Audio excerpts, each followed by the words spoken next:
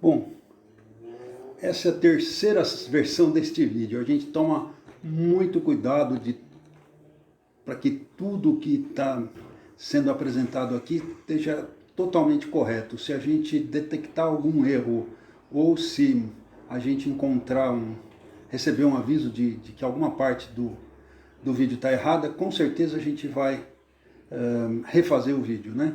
Naturalmente, na plataforma do YouTube, a gente não pode editar um vídeo que já foi publicado. O único jeito é remover o vídeo e colocar outro. Então, cada vez que a gente corrige o vídeo, a gente está perdendo likes, está perdendo visualizações, etc. Mas não tem problema. Nosso compromisso não é tanto com a quantidade de visualizações como com a correção do que a gente está falando. Essas coisas têm que estar totalmente corretas. Bom, e em particular, esse é o segundo de uma série de 4 vídeos sobre números. A razão da gente estar dando bastante atenção para números é que o R, sendo basicamente uma ferramenta para estatística, os números são possivelmente uma das partes mais importantes dele. Tá? Então, a gente vai tanto revisar os vídeos com maior cuidado, quanto detalhar as coisas que estão sendo comentadas. Bom, no caso do R, tem alguns tipos de números, mas 2 deles são os mais importantes, os mais fáceis de usar, mas que estão na alma da linguagem mesmo, né? São os números de ponto flutuante e os inteiros. Entre esses 2 tipos, o de ponto flutuante são de longe os mais importantes. É até relativamente difícil criar números inteiros. Não é tão absurdo, mas toda vez que a gente escreve um número no R sem prestar muita atenção para a sintaxe, está escrevendo um número em ponto flutuante. Ou seja, o R é a coisa natural. No R, a coisa natural é usar números em ponto flutuante. Bom, falando dos números inteiros, existem várias formas de criar números inteiros, mas a forma mais natural e mais usual é as sequências. Por exemplo, essa daí, de 1 até 10. Né? 1, 2 pontos, 10 significa todos os números inteiros de 1 até 10. Bom, para que servem números inteiros no R? Serve principalmente na indexação de vetores e estruturas semelhantes. O que é indexação? A gente já comentou isso, mas resumidamente, seria como os andares num prédio que tem um apartamento por andar. Então você identifica a residência de alguém pelo número, né?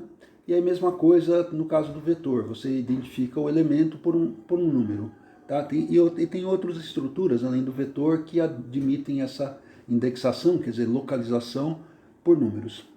Bom, aí como a gente falou, no R, os números em ponto flutuante são uma coisa natural. Então, se a gente multiplicar um número inteiro por um número em ponto flutuante, o resultado vai ser um número em ponto flutuante. Então, quando a gente está querendo só lidar com inteiros, tem que tomar muito cuidado para não fazer essa mistura, vamos dizer.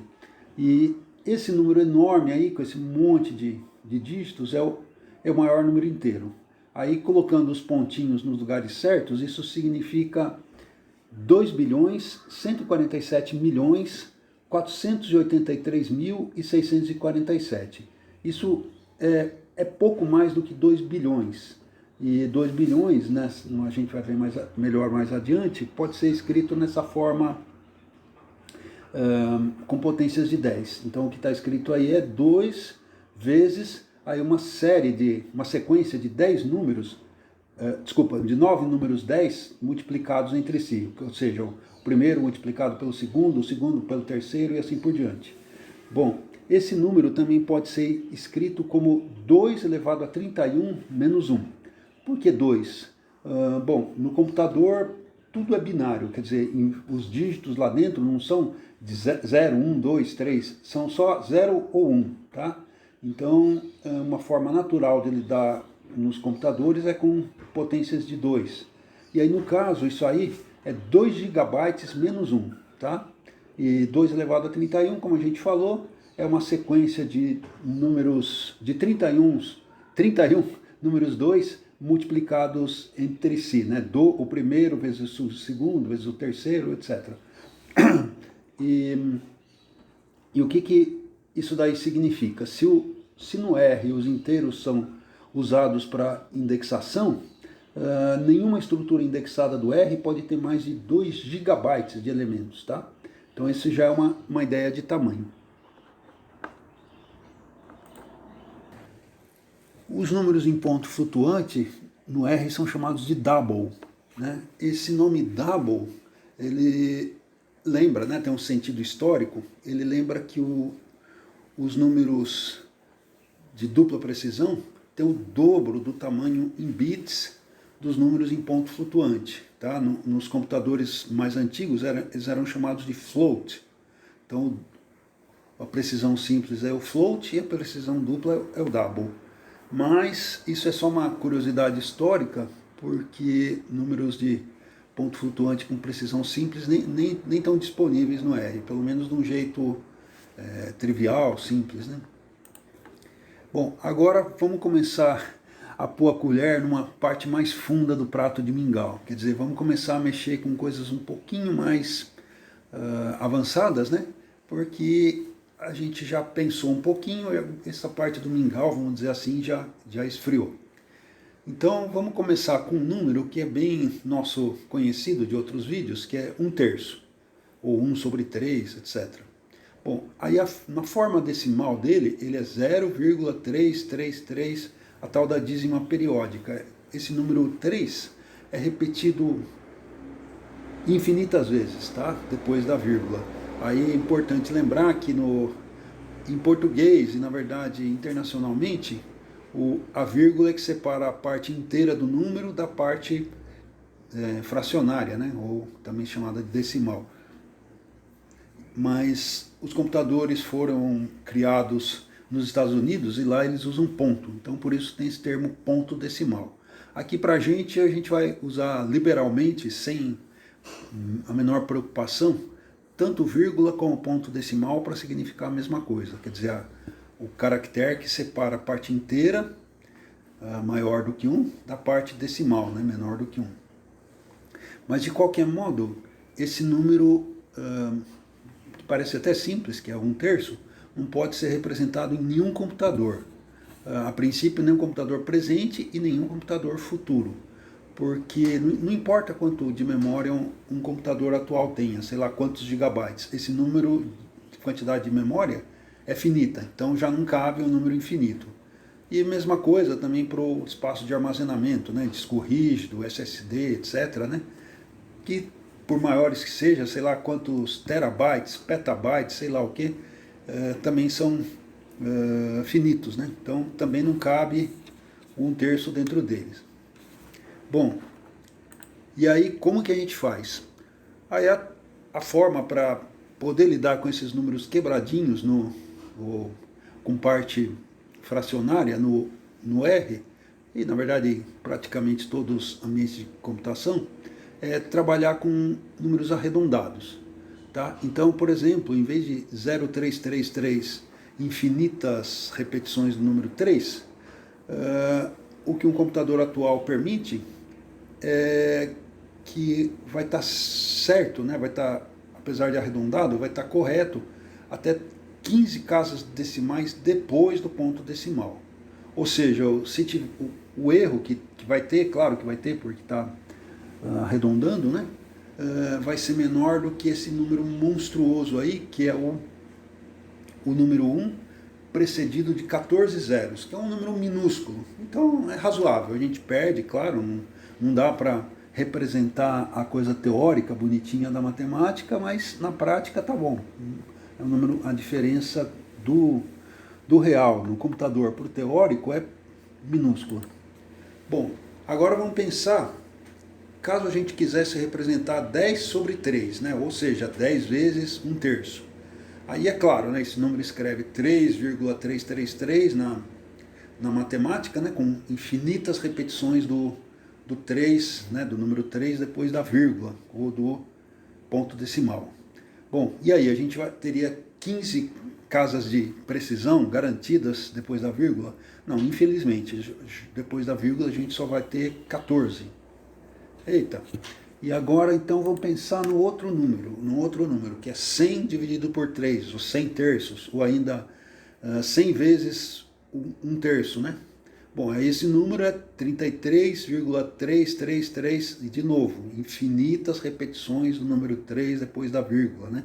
Que também chamamos de ponto decimal. Aí de novo a pergunta, será que a gente tem garantia de que esse número está correto em 15 casas depois da vírgula? Infelizmente não, a gente só teria garantia de 13 casas.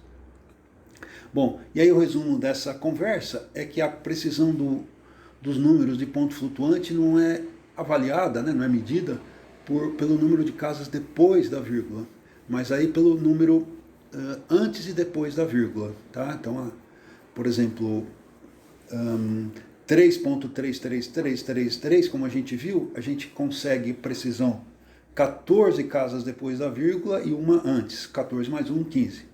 Aí o termo para isso é algarismos significativos, dígitos significativos. O nome meio varia, mas a ideia é essa mesma. A gente conta antes e conta depois da vírgula. Bom, e aí, na verdade, essa é uma ideia simplificada. Agora a gente vai tentar ser mais rigoroso. A gente vai usar a ideia de notação científica, que é quando a gente pensa em ciência, a gente pensa num negócio complicado, mas é um conceito simples, no fundo. A questão é só a gente se aproximar dele de uma maneira intuitiva, acumulando conceitos cada vez mais aprofundados à medida que a gente vai caminhando. É a mesma filosofia do mingau quente se come pela borda. A gente começa pelas coisas simples, né, intuitivas, e vai acrescentando. Bom, a ideia básica dessa tal de notação científica é o que se chama potência de 10. Bom, a gente pode pensar nesse negócio de potência de 10, intuitivamente, né, como o número de vezes que o número 1 é multiplicado por 10. Por exemplo, 10 elevado a 1, ou 10 elevado à primeira, a gente entende ele como 1 vezes o número 10. 1 vezes 10, uma única vez. E aí, naturalmente, os outros exemplos são análogos, né? São ideias parecidas. Então, 10 elevado ao quadrado, 10 elevado à segunda, ou 10 elevado a 2, é o quê? 1 vezes o 10 vezes o 10, 2 vezes o número 10. 10 à terceira, ou 10 ao cubo, 10 a 3, etc., é o quê? O número 1 vezes 3 vezes o número 10. Aí, claro, né, isso significa 1000. E, por último, 10 elevado à quarta é o número 1 vezes o número 10 4 vezes. Tá?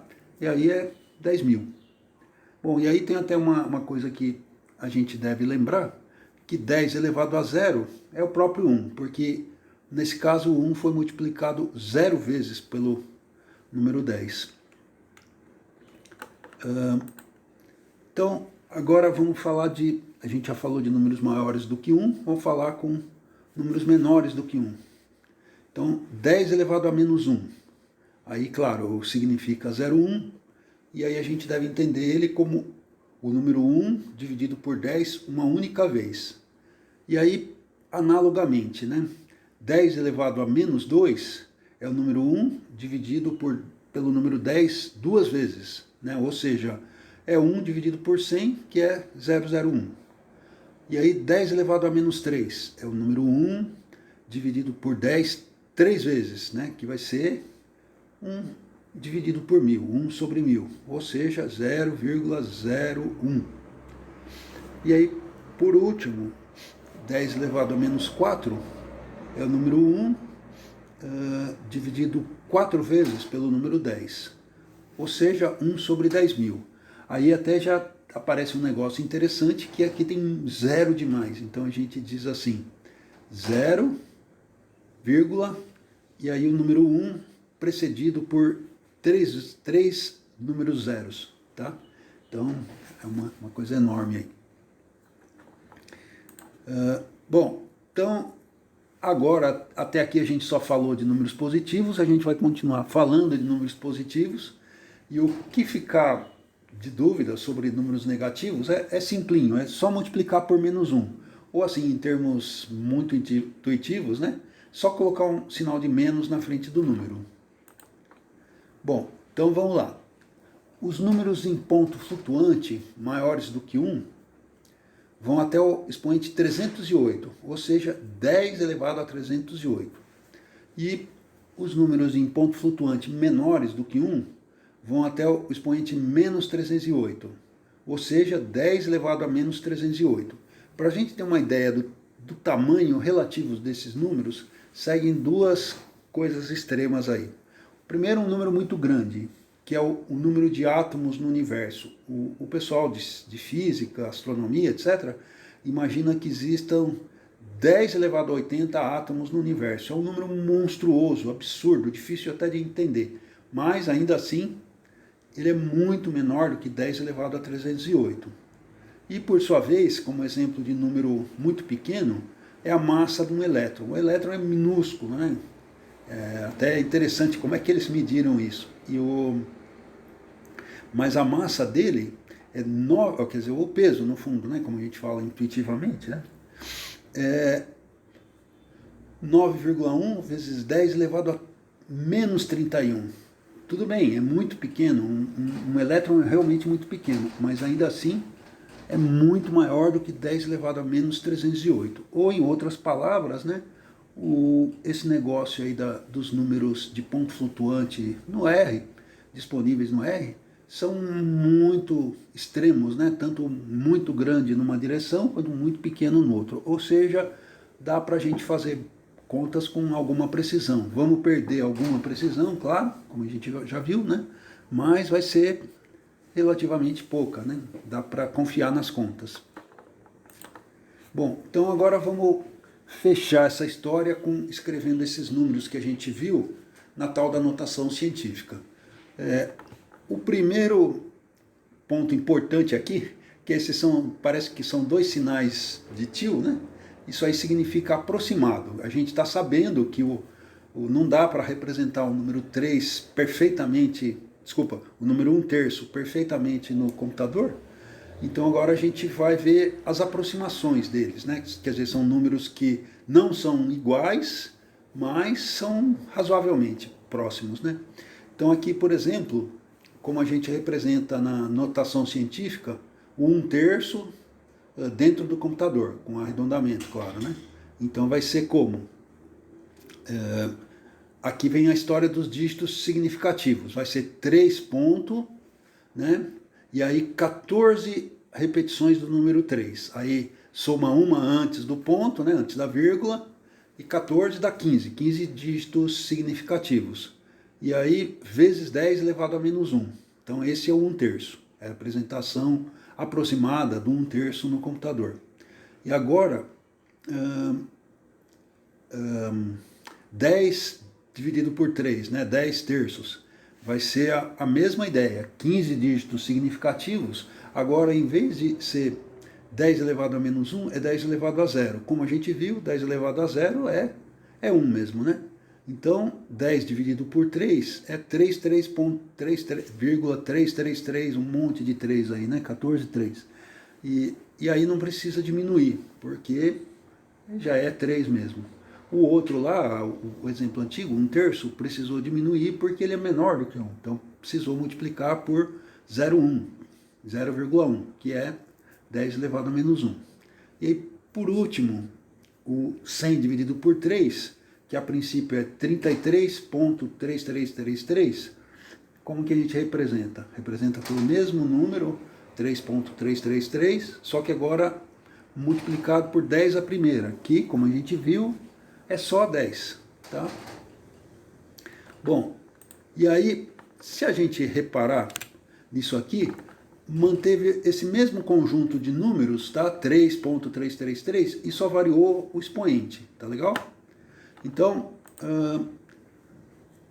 por isso que na notação científica a gente fala de um número em ponto flutuante como um par, que é o expoente, e uma segunda parte que é chamada de mantissa, tá?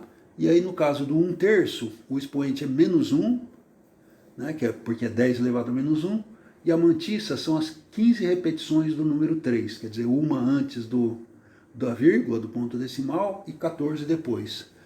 E no caso do 10, dividido por 3, como a gente falou, a mantissa é igualzinha ao caso anterior, o que varia é o expoente, que agora é 0, ou seja, 10 elevado a 0, que é 1.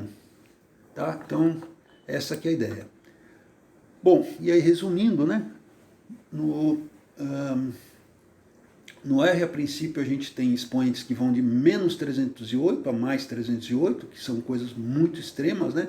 Ou muito pequenas, no caso de menos 308, e muito grandes, no caso de mais 308. E as mantissas vão ter 15 dígitos significativos. Bom, uma coisa que é sempre importante lembrar é que essas análises aqui são muito simplificadas, são intuitivas, tal, mas, por exemplo, a gente não mencionou que os números em ponto flutuante são armazenados com potência de 2, não como potência de 10. Tá? O computador trabalha na base binária. E aí, no entanto, tudo que foi dito aqui a gente checou, verificou. Então, apesar de ser simplificado, não entrar em muito detalhe, nada do que foi falado aqui é falso. Né? A gente testou, dá para garantir que as coisas aqui são verídicas. Tá? Então é isso. Muito obrigado por enquanto, agradeço a quem acompanhou essa conversa mais teórica, mas vai valer a pena porque vai ser útil nas próximas conversas nossas. Muito obrigado.